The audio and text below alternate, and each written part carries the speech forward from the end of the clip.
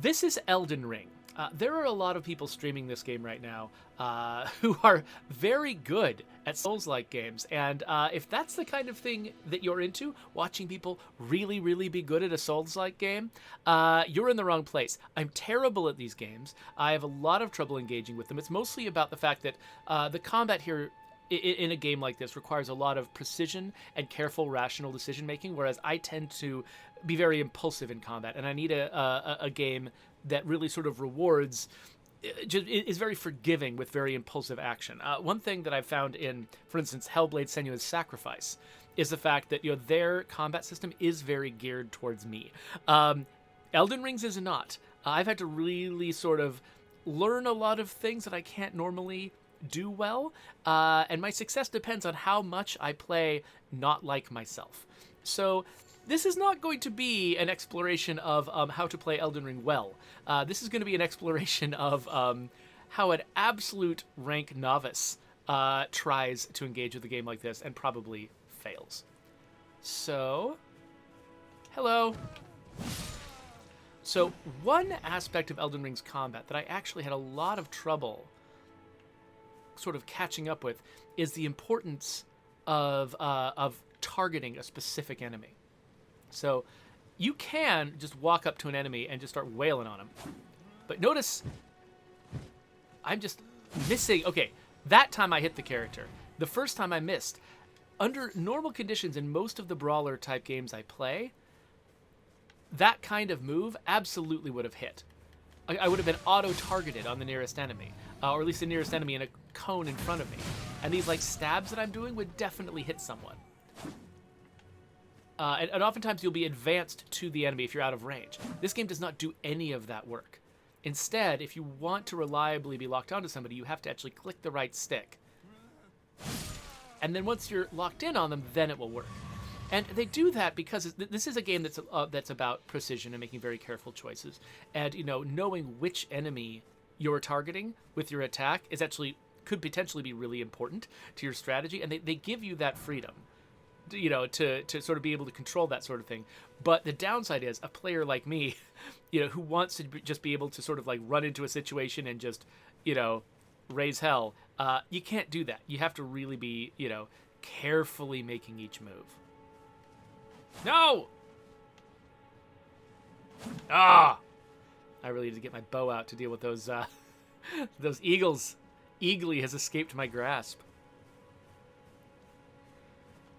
All right, so let me give you sort of a background of like what I've done so far. So you start over here at the beginning of the game, and there's actually a tutorial, by the way. When you're starting the game, there's a big hole you have to jump into in order to actually play the tutorial, and I've known lots of people who have totally missed that was what was going on, and luckily they warned me, and so I jumped in the hole, I did the tutorial, I learned how to play, I came out here, and then over here, the area I just left, Stormfoot Catacombs, I explored those. I got ambushed by a lot of little goblin-y guys, but I also actually defeated a boss, which is something I actually wasn't sure I was ever going to do in this game. I was pretty sure that I was just going to get annihilated by every single thing. I was going to learn something about the user experience, learn something about the controls, but that I was never going to be able to accomplish anything. The fact that I have managed to destroy one boss, I feel like I've already exceeded all of my expectations for myself. So really, I don't have to do anything else. I can just sort of wander around in this world, never defeat another thing, and I'll still feel like I accomplished something. But, so here's my goal right now, though. You'll notice that a lot of the videos you see of people playing Elden Ring, they're galloping around on a horse. And there's a lot of comparisons to Breath of the Wild, the way you sort of can gallivant around this huge world. You've got a lot of mobility and a lot of freedom. You'll notice I do not have a horse. And this is because, in true From Software fashion, they don't make it obvious how you get a horse. They don't sort of like channel you directly into the place where major elements of the game are introduced. You kind of have to find them yourself. So if you look at my map, you can see that they actually are. There is one little bit of guidance here, is that these points of grace, which are kind of your respawn points, as you discover them, they have these little flames that point towards the next one on sort of a linear path. Now, not all of them have a linear path. This one, the Stormfoot Catacombs, it's off the beaten path. It's something you decide to discover on your own whenever you decide to. But I believe that the horse is up here someplace. And so I'm going to try to actually go that direction and see if I can actually make that kind of progress. One thing, by the way, the reason I chose the samurai is partly because, I mean, she looks really cool. But the other reason is because I wanted to be able to engage in ranged combat. Oh, am I out of... Oh, I'm out of... what are they called? Arrows. So let me just... Okay, I've got 2 types of arrow. And depending on which button I press to attack, I'll grab a different one. And so I just used 3 of these arrows. But the reason I felt okay about it is because these guys, these sheep, when you kill them, they give you thin beast bones. And thin beast bones are the ingredients for making more arrows. So I'm using my arrows to get more arrows, which I don't know, that's not the most efficient thing in the world, I guess. Here, let me try using this instead. Oh, wait. Oh, somebody's calling my phone. Just a second. Anyway, I'm back. So what was I talking about? Oh, yeah. So I kill these sheep to get arrows. That's basically what I'm talking about. So now this guy right here, I think I can probably manage to fight him without getting too killed. Let me just remind myself. Okay, yeah. So I've got my shield out in my left hand, which means I can block his attacks and then stab the crap out of him, which is nice. It is interesting how there are very similar mechanics between this game and Hellblade, for instance, where you've got, blocking, timed blocking that's better than just sort of general blocking. You've got dodge rolling around. Well, not like that. And dodge rolling was... Oh, it's B. Dodge rolling is B. One thing you do have in this game that you don't have in Hellblade is sneaking. So let me just murder a sheep. Oh, see, I almost missed that sheep because I was not locked in. So, yeah, so I'm going to try to head up in the direction where horses are found. Hello, sir. Would you like to murder me?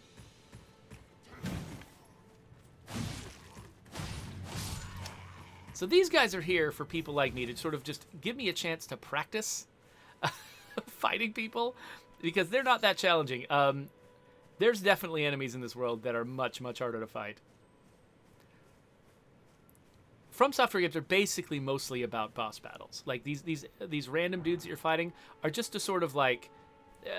they're almost just window dressing around the bosses. This game is really about the bosses.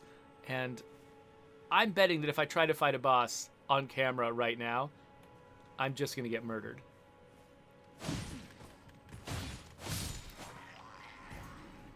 So as I'm killing these guys, you'll notice I'm collecting money. You see the runes at the bottom of the screen? Bottom right? Oh, it's not there anymore, but after I earn some more, there'll be more. Those runes are the money in the game. If I die, and it can touch a blood stain to see how people died. If I die... watch somebody get just absolutely worked right there. So, by the way, I'll tell you. So, if I die, I lose all my money. I have to go find my body in order to get it back. And if I die again before I find my body, all that money is gone. And you can see other people suffering bad fates. So, right here, these things on the ground, there's notes that are written by other players. A chamber lies under the ruins. Okay, thank you. And you can also watch other players' deaths, which sometimes are useful warnings. Like, particularly if there's an ambush. Oh, yeah. Oh, 2 people are telling me there's an underground tomb. Sometimes these are lies. In fact, they're fairly often lies. And so if multiple messages say the same thing, that's going to be a little bit more reliable than otherwise. So let me try to start by firing my bow at this dude.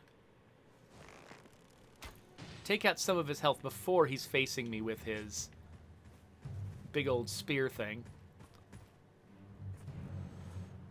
Oh, crap, he was quick. Dang. Okay, my health is already way down. Let's use a health consumable. Oh, gosh, okay. Well, he's very good at this. I guess what I need to do is not try to dodge. Oh, wow, okay. So my attack has got a long recovery that I can't... And I'm all out of flasks? I'm about to die right here. We're about to show you what death is in this game against a really common enemy. Okay, come here. So, wow, he's good at that. Okay, yeah, so he can follow up much fast, so I should not use... Oh! Okay, this is not gonna work. Run away! Oh, wait, how do you run? I forgot how to... Oh, you hold down the dodge button, that's right. Ah! Okay, so he's still following me, isn't he? Okay, I'm not sure what to do.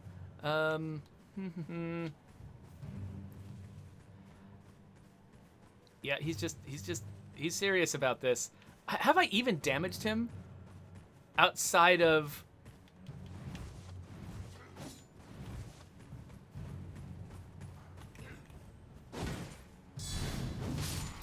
There we go. Oh, okay, so I think the pattern that I've learned here, and I think actually there was some loot that I dropped up here. I think the pattern that I've learned here is that that guy is not very dodgeable. It looks like he actually targets his strike the moment he launches the very fast stabby animation.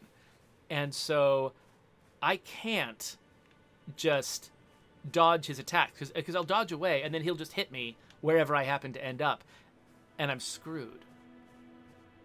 So what I needed to actually parry him. It's weird because you think of a spear as being a weapon that you would have trouble parrying, but you'd be able to dodge. And so it's weird to me that I just saw a spear and I assumed that dodging was what I needed to do. That he'd commit to a very sort of narrow attack and that I'd be able to avoid it. But no, it seems like it's actually the opposite. That I'll, you know... Oh, let's see, what is that? Is that a... Okay, that's just a skull on the ground? Good. Yeah, that he's actually so good at targeting with that spear that I have to parry it. I can't dodge it. So, Raneth Cord it was kind of surprised that players can just write whatever they want. That seems abusable. It absolutely is abusable. So, by the way, I'm going to stop right here, and I'm going to heal my character by sitting down at this site of grace.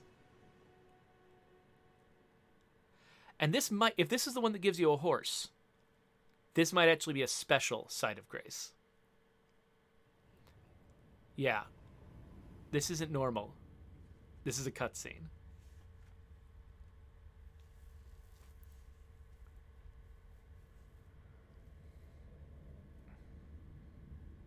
Greetings, traveler from beyond the fog. I am Melina.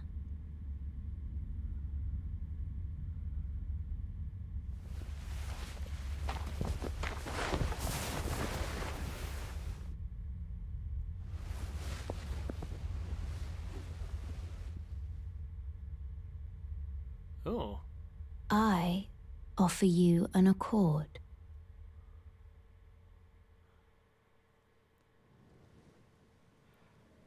That I... Heard of the Finger Maidens. Hold on. They serve the Two Fingers, offering guidance and aid to the Tarnished. The Tarnished is me. Me and But several you, other people. I am afraid, are maidenless. I can play the role of maiden, turning runes into strength to aid you in your search for the Elden Ring. You need only take me with you to the foot of the Erd Tree. Okay, so you can refuse this, which I think means you never get a horse. I'm going to accept it. Then it's settled. Summon me by grace to turn runes into strength. Ah, another matter. I bequeath to you this ring. Spectral steed whistle. Use it to traverse great distances. It will summon a spectral steed named Torrent. Torrent has chosen you. Treat him with respect. Okay, so that was great. I'm glad I've got that. It is kind of funny. You saw right there, Raneth Cord. They've got multiple ways that they sort of connect you to other players when you're playing this game. Sometimes it's notes that players leave for you. Sometimes it's the bloodstains where they die. And sometimes ghostly players will just show up and I've got no idea why. You'll notice like the vibe of that entire moment was kind of messed up by somebody just running around in the background, screwing around. I don't know where those ghosts come from. I don't know how the game decides to show me those. The red ghosts, I've decided to touch a bloodstain to see how the person died.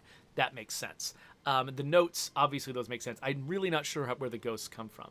But one thing that she's given me here is I didn't have a level up option when I sat down at Sites of Grace before, and now I do. I think that came from her. I can't be sure. And I should, if you're, by the way, if you're unfamiliar with From Software games, I should give you a little bit of a primer. Jedi Citrix was asking, what does it mean to say that you're tarnished? I'm not sure, but I think there's a vibe in all of these From Software games where you are some kind of semi-mortal, cursed person. And that's why you're locked in this loop of just constantly trying to defeat these enemies and get out of this world, or get through this world by some means. And so being tarnished, it's just another version of that. There is lore around this game about what it means, but I think that's less important than just understanding the vibe of being someone who is cursed and miserable. That's who you always play in a world like this. In fact, one of their classes is Wretch. So, that's kind of the vibe that they give you here. But yeah, so Raneth Cord was asking, can this stuff be abusable? So I think that they do, with the notes, they do limit the words that you can say. So you can't just say whatever you want to, because of course the game would be full of like racist nonsense or something, because people like to give somebody a little bit of power and they act like a child. But one interesting thing is people find clever ways around it, because there's certain words that you need in order to just speak an English sentence or talk about basic stuff in the world, including the word but, B-U-T, and the word hole. So you'll often find notes where people are talking about buttholes, which is just great. Anyway, leveling up. This is the first time I've ever done this, so let's see what I can do. For but a moment, share them with me. With a level up menu, you can spend runes. Okay, this is what I was missing with runes. I would lose my runes and I wouldn't know what I actually wanted to do with them. I would say like, oh man, I'm in danger of losing my runes. I should spend them. But on what? And I didn't have anything to spend them on. Apparently you use them to level up. So, let's see. So having more hit points does sound valuable. I do tend to really like strength, though. I like being sort of a glass cannon. Okay, so each time I raise one of these attributes, I use some runes, and like it looks like the amount that I spend goes up each time. So I can increase my vigor, dexterity. That's what does. I want to know which of these has anything to do with my ranged attacks. I'm not sure. It might just be strength for all damage. So one problem with From Software games is that they avoid telling you things. Okay, so I'm going to raise vigor, endurance, and strength. Actually, you know what? I'm just going to go a little bit more strength, just because I like being a glass cannon. So I'll confirm this. But yeah, they really don't give you a lot to go on. You have to spend a lot of time experimenting with the system, figuring out how it works. Or, in some cases, just using experience with previous From Software games to inform what you're doing. Or engaging with the community online so that people can tell you what to do. So, okay. So, I can use my steed whistle to summon my steed. And it costs the same thing as my healing in order to bring it back if it dies. And I can... Okay. So, okay, and this is where it's teaching me how to use pouches. Okay, so let me... Okay, so I've got these pouches. Let me grab my downwards pouch, and I'll put my steed whistle in it. Is this my steed whistle? Yes, right there. Okay, so now, if I hold Y and hit down on the D-pad, I've got a horse! Or a horse-ish thing. I can slash things from the back of my horse. And, oh look, some bat guys. Hey there, bat guys.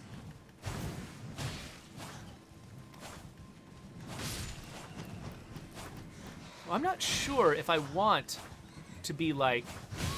If I can zoom in on these guys, I'm using my stamina like crazy. Yeah, so I don't know if I want to be auto-targeting these guys or not.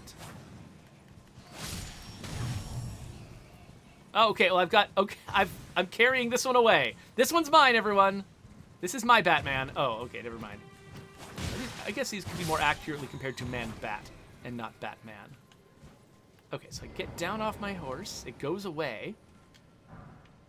Ooh, a golden rune. A golden rune is like the regular runes, except it's like a bunch of runes packaged together that don't go away when you die. So I can hold on to that golden rune until I need runes later on. Oh gosh, what the heck? Who are you? And go away.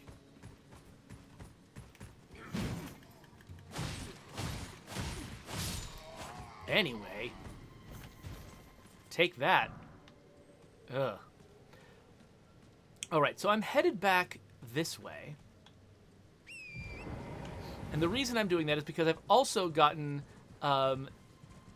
input from friends that the first thing I want to do after I get my steed is go right back in the nighttime to a previous site of grace. And that's actually what's going to unlock my ability to summon things. So because I don't play, I don't really engage with co-op in games like this, if I want backup in a boss battle, I need to be able to summon things. And I've heard that that gets unlocked over here. Let me see if that's true. Oh, by the way, Just Phantom is fine. I don't mind answering State of Decay questions while I'm playing other games. However, I'm kind of trying to rush through this one because I do need to go and help my daughter with something random. So, talk to Melina. Is that a thing I can... Hello, Melina. This tiny golden aura is the grace of the Earth Tree. This light once shone in the eyes of your tarnished brethren, but now it is all that guides you. Also, I hear. You can see them, can't you? The rays of grace that guide you through your burden. Okay, that didn't give me anything. But okay, it is nighttime, so I am here at the right time. Memorize spell? Do I even have any spells? Yeah, I don't think I've got spells. I've chosen a non-spell type character. Okay, so maybe Melina's not the one I want to talk to. Maybe this guy's got something for me now. Wait, weren't you... Well, you're back. Care to buy something?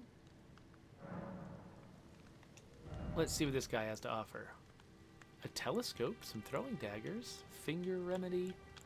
I've already bought a few of these things. No, I don't see anything here. Okay, so this smithing table, this is how you level your weapons up, but I've only got one of the resource that you need in order to do that. Oh, and this is telling me to move on. Dang, so it's really too bad. So I've got these, like, you'll notice that on my D-pad down there, on the bottom I've got my seed summoning thing. On the top I've got a thing that just lets me greet people. It's really weird. But on the left and right, those are summons. But they're inactive because I don't have some summoning unlockable. And my friends told me this, at least maybe I misunderstood it. I thought it was this ruined church where I was supposed to go back to. Maybe there's a different place I'm supposed to go back to in order to unlock summoning? I don't know. And that's like one of the things that can be kind of frustrating about this game. And the thing is, people who are huge fans of this series really love that sense of the game is not holding your hand. Where, they feel like they get something really good out of the fact that, they feel like everything that they figure out, they really legitimately figured out on their own. And they really get a charge out of that experience. And, and so that's one of those things where, oh, that guy is going to completely destroy me. I'm not even dealing with that dude. So it's an interesting thing because that's what makes From Software games like just a really interesting case study in sort of building an audience, because they're clearly not built to be accessible to everyone. You would make very, very different choices if your goal was to make a game that any player could enjoy. But that clearly wasn't what they were trying to do. They were trying to make a game that appealed in a very specific way to a specific kind of... Okay, I'm doing a bad job because I'm trying to talk, and I'm also I keep trying to use Hellblade controls, because that's what I've been playing. Okay, I managed to barely pull that off. That was not very impressive. Anyway, oh, they're still screaming even though they're already dead. That's gross. Anyway, so they've made a game that is not highly accessible to your typical player, but because it's not accessible in that way, there are other players who find it much better and more satisfying than other games.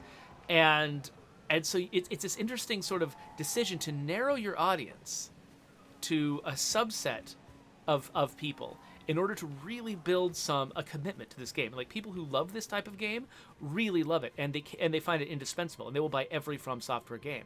And then if you do a good enough job of entertaining that narrow niche audience, then you can build a reputation that makes other people want to try out your game and figure out what's fun about it. So you end up with a game like Elden Ring, which is getting a lot of positive attention and is very popular, despite the fact that it's different from everything else, and it definitely falls into its own niche. They were able to basically start with a niche game and then build it out into a very successful game on the back of that, just indispensable difference that it has from every other game in the market.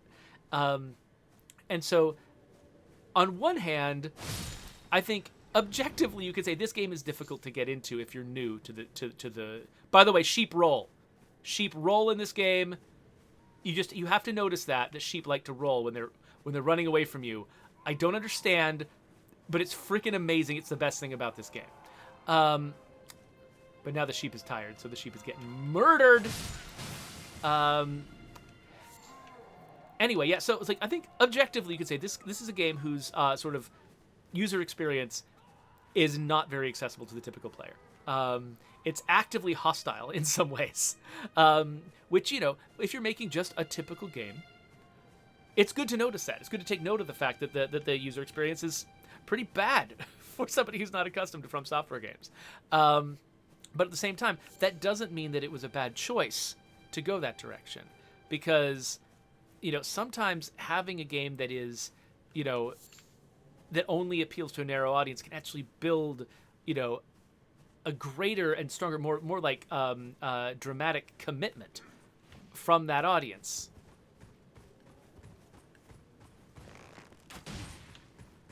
And as a result, your game ends up being more successful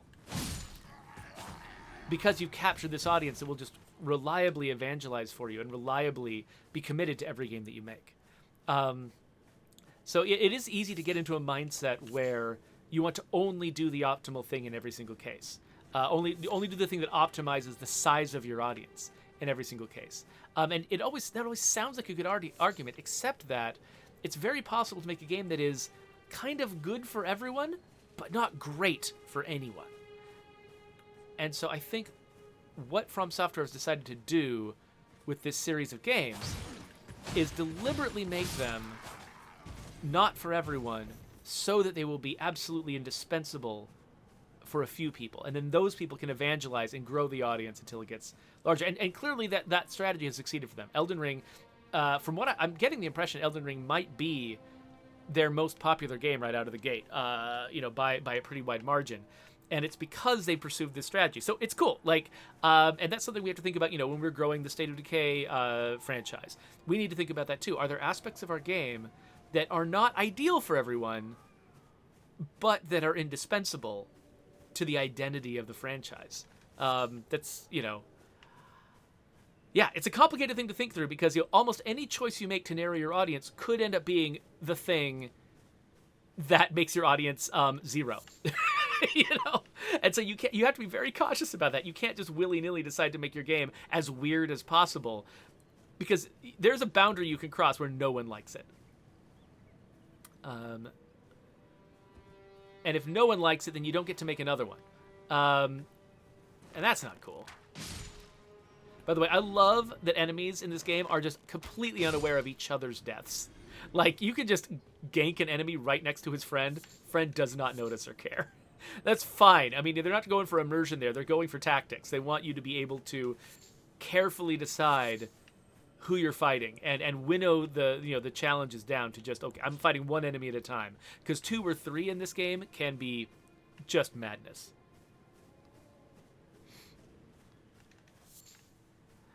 Okay, so Jay Walker is suggesting that I should fast travel back to the church.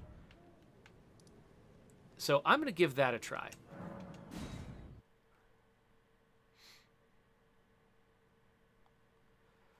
So that is nice. You can just sort of pop up at any of these sites of grace that you want to. Oh, wait. I have a word.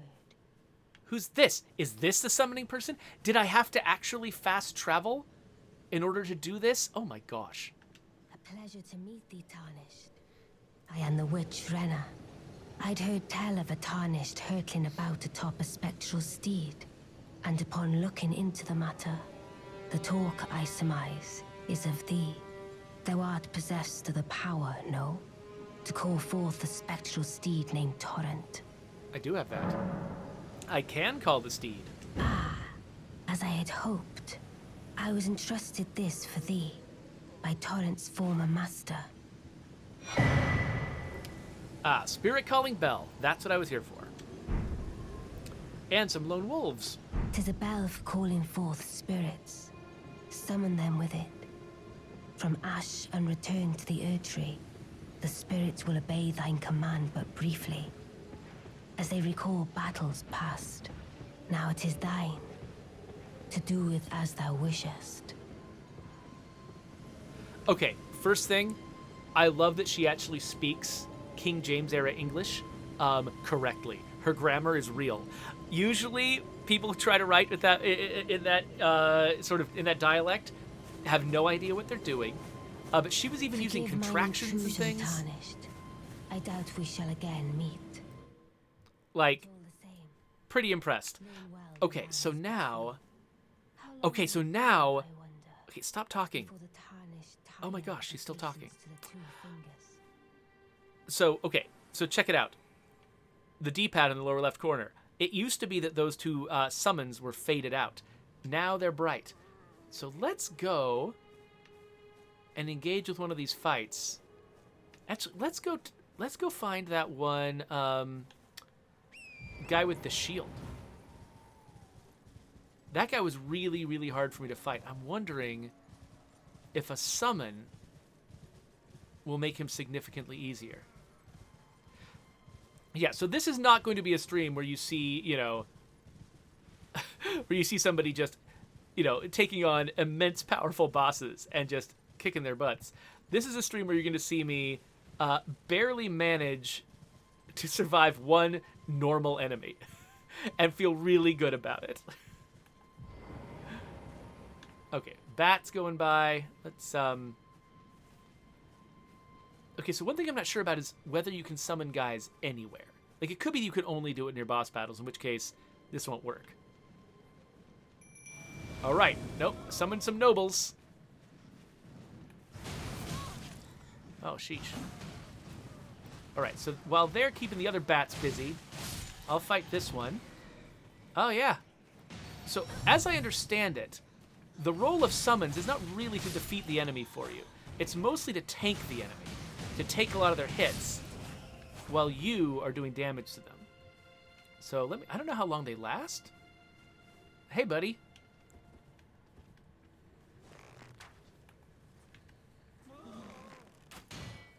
Okay, so he's blocking me, but are they gonna take his aggro? Come on. Oh yeah, so they're hitting him. He's focusing on them now, and now I can just get behind him and nail him. And that was way easier. So the thing that's tough about this is, I mean, I had to listen to somebody in the chat, JWalker59, had to tell me what I needed to do in order to get these summons to actually even exist. I even followed my friend's instructions to like run back to that church to try to meet that woman who gave me the summoning bell. And even running back didn't work. I had to specifically fast travel back to that church to make her appear. As a new player coming into this game, I never would have thought of that. And the thing that's tough is these summons are a really important part of the game being accessible to someone like me, someone who's bad at this kind of combat, who's new to this type of game. I need these summons to survive. The fact that I had to jump through all those hoops to even find out how they worked is just mind-blowing to me. But at the same time, I do have this tool, and I have learned something about the game too, which is I need to have guides open, which is, whatever, it's fine. All right, anyway, so I think one of the main things I wanted to do, I wanted to play Elden Ring to talk about, narrowing and widening your audience. I think that's a really important thing. I wanted to actually show these two things, getting the steed and getting the summoning bell, because these are things that I knew that I was never going to have figured out on my own. So if you are new to these kinds of games and you're thinking of getting into Elden Ring, you've just seen a walkthrough of how to do the most arcane things that you probably were not going to figure out on your own. So I think we've done a public service here, but because my daughter does need me to go drop something off for her, I should probably cut it short here. So you're not going to see me fight a boss because, I mean, you know how that's going to go anyway. I'm going to get annihilated. So I've managed to defeat one boss. So actually, I'll tell you this. The boss that is inside this cave, the Stormfoot Catacombs on your map, I was able to defeat this boss. That is uncommon for me. I don't expect to be able to defeat many more. And so if you're new to this game and you want to get to try out a boss that is fairly achievable, Stormfoot Catacombs has got a big stone cat with a sword, and I found it, I died a couple of times to it, but I found it pretty achievable, especially considering that I'm playing as a samurai who has a bow.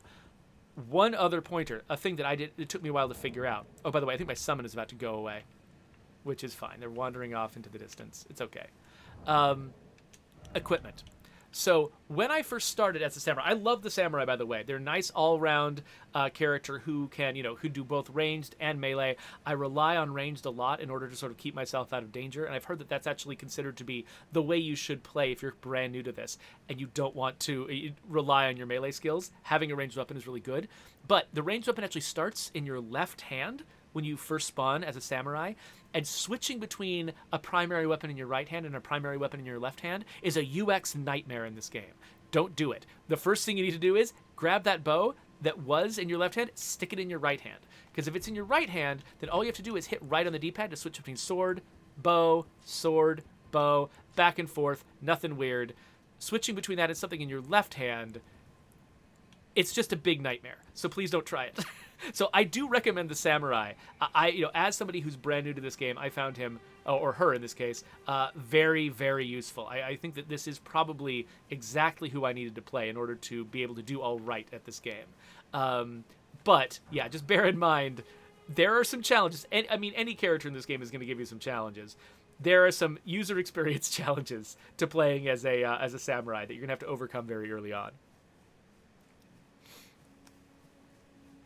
So yeah, No One Mai said the same thing, that No One Mai started playing this game as a different class and then restarted as a samurai and found it much more accessible. So good. Glad to have that sort of endorsement there. So yeah, anyway, gonna go out and help my daughter. So for right now, let's wrap this up. Here's a subscribe button. I'm probably not gonna play much more Elden Ring unless I get much deeper into it and find that I'm, more into it than I expect. But there'll be other games over here you can click on.